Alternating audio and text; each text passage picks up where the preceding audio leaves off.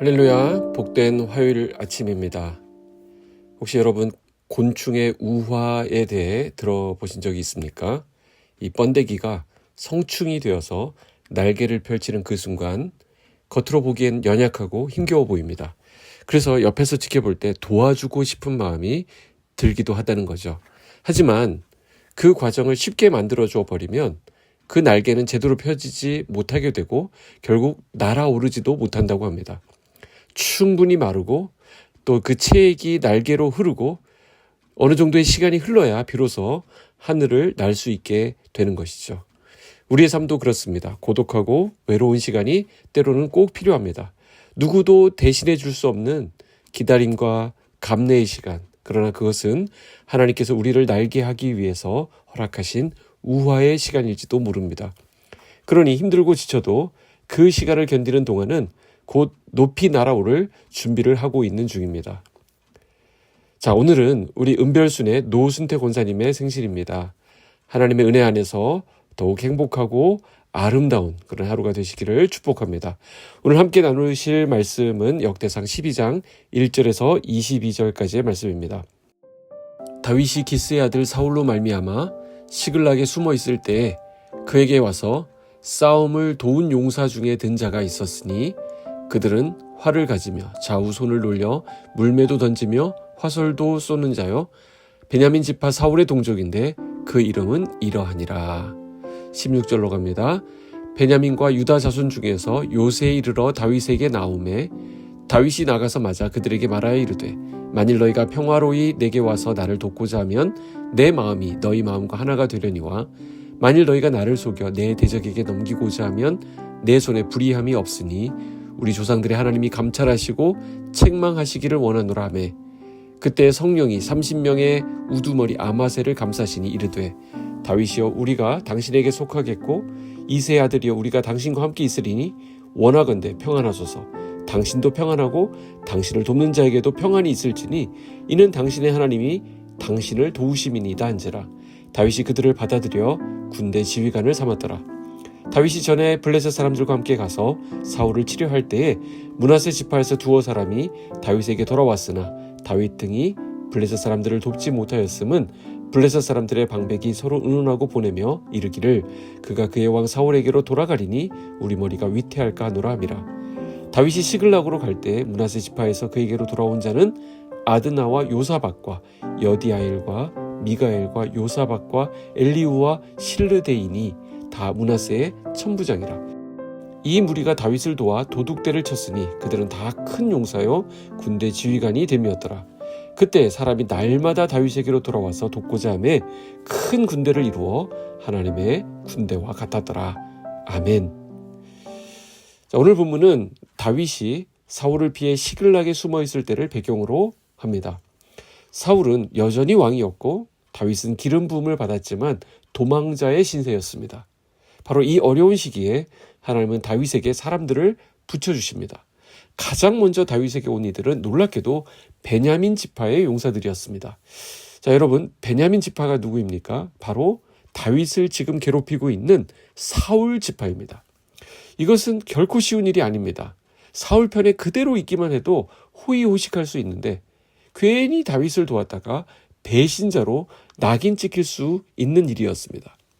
자, 그런데 이들은 단순한 군인이 아니라 좌우손으로 물매도 던지고 활도 쏘는, 즉 전투에 능한 자들이었습니다. 다윗에게는 너무나도 도움이 되는 사람들이죠. 이름이 잘 알려져 있었던 뛰어난 용사들이 다윗에게로 온 것입니다. 이들의 존재는 다윗이 하나님의 계획 안에 있다는 확증이 됩니다. 사람의 눈에서는 이게 배신처럼 보일 수 있겠지만 하나님의 눈으로 보면 이들은 돕는 자들, 즉 하나님의 군대의 일부가 되는 것입니다. 자, 8절부터 15절까지는 다윗이 아직 시글락에 이르기 전, 즉 광야에 있을 때에 갓 지파의 11명의 용사들이 다윗에게 나온 이야기를 기록하고 있습니다. 특별히 8절에 의하면 이들은 얼굴이 사자와 같고 빠르기는 산의 사슴 같은 자들로 묘사됩니다. 이들은 지휘관급의 용사들이었습니다. 특별히 14절에 의하면 백부장과 천부장들이라고 얘기하는데 이들은 리더십을 갖춘 전사들이었다라는 것이죠. 특히 요단강 물이 언덕을 넘치던 시기에 강을 건너 싸우는 그 장면은 이들이 단순한 민병대가 아니라 잘 훈련되고 아주 용감한 하나님의 도구였음을 보여줍니다. 하나님은 이처럼 다윗을 위해서 준비해 두신 소중한 사람들을 시기와 장소를 따라서 보내고 계심을 알게 됩니다. 이제 16절부터 18절까지 다윗은 광야에서 유다와 베냐민 사람들을 만나게 되는데요. 그러나 그들이 진심으로 자기를 도우러 왔는지 알 수 없었기 때문에 다윗은 그 판단을 하나님께 맡깁니다. 이때 하나님의 영에 감동된 아마새가 말하는데요. 18절을 다시 읽어보겠습니다. 그때 성령이 30명의 우두머리 아마새를 감싸시니 이르되 다윗이여 우리가 당신에게 속하겠고 이새의 아들이여 우리가 당신과 함께 있으리니 원하건대 평안하소서. 당신도 평안하고 당신을 돕는 자에게도 평안이 있을지니 이는 당신의 하나님이 당신을 도우심이니이다. 하나님이 당신을 도우심이니이다. 이 말이 너무 감동적입니다. 여기서 돕다라고 하는 단어, 에제르라고 하는 이 단어는 하나님의 구원과 도우심을 상징하는 단어입니다. 이 단어는 계속해서 다윗에게 합류한 용사들을 소개할 때 반복적으로 등장하는 것을 볼 수 있습니다. 자, 이는 이 모든 일이 하나님의 도우심임을 강조합니다. 다윗이 용사들을 받아들인 것은 이 사람 한 사람을 본 것이 아니라 하나님의 인도하심을 보게 된 것입니다. 자, 오늘 본문은 22절에서 이와 같이 요약됩니다. 22절 보실까요? 그때 사람이 날마다 다윗에게로 돌아와서 돕고자 하며 큰 군대를 이루어 하나님의 군대와 같았더라. 아멘. 네, 우리 교회도 이런 일들이 있었으면 좋겠습니다. 자, 보세요. 이 군대는 다윗의 군대가 아닙니다. 하나님이 보내시고 하나님이 세우신 군대입니다. 광야의 도망자 같았던 다윗의 곁에 하나님의 사람들이 모여든 것입니다. 세상은 이들을 실패자라 했겠지만 하나님은 다윗과 그의 곁에 모인 사람들을 통해서 하나님의 뜻을 이루는 통로로 준비하고 계셨던 것입니다. 사랑하는 성도 여러분, 우리도 때로 우리가 겪고 있는 현실이 다윗이 경험했던 것 같이 시글락처럼 느껴질 수도 있습니다. 마치 도망자 신세가 된 듯 할 수 있습니다. 이것은 세상의 기준으로 볼 때 실패자처럼 보일 수도 있습니다. 그러나 기억하시기 바랍니다. 그 자리가 결코 끝이 아닙니다. 하나님은 절대 우리를 홀로 내버려 두지 않으십니다. 하나님은 지금도 우리의 삶에 필요한 사람을 보내주시고 그 뜻을 이루시기 위해 돕고 계십니다. 우리가 주님 앞에 마음의 창문을 열고 주님의 도움을 기다릴 때 하나님 우리와 함께 하시고 우리를 통해 그분의 뜻을 이루실 것입니다.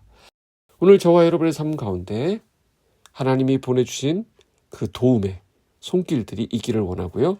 또 우리 빛소금 공동체가 서로에게 하나님의 도움을 경험하게 하는 은혜의 통로가 되기를 주님의 이름으로 축복합니다. 기도하겠습니다. 하나님 아버지 감사합니다. 시글락과 광야의 수치스러운 자리에서도 다윗을 홀로 버려두지 않으시고 날마다 용사들을 보내어 돕게 하셨던 하나님의 은혜를 기억합니다. 우리의 삶 속에서도 낙심과 고난의 때, 또 외로운 시기에 하나님의 도우심의 손길이 있었음을 기억하게 하여 주시옵소서. 하나님께서 보내주시는 도움을 신뢰하게 하시고 영원한 승리자 되신 예수 그리스도와 함께 오늘을 살아가게 하여 주시옵소서. 예수님의 이름으로 기도하옵나이다. 아멘.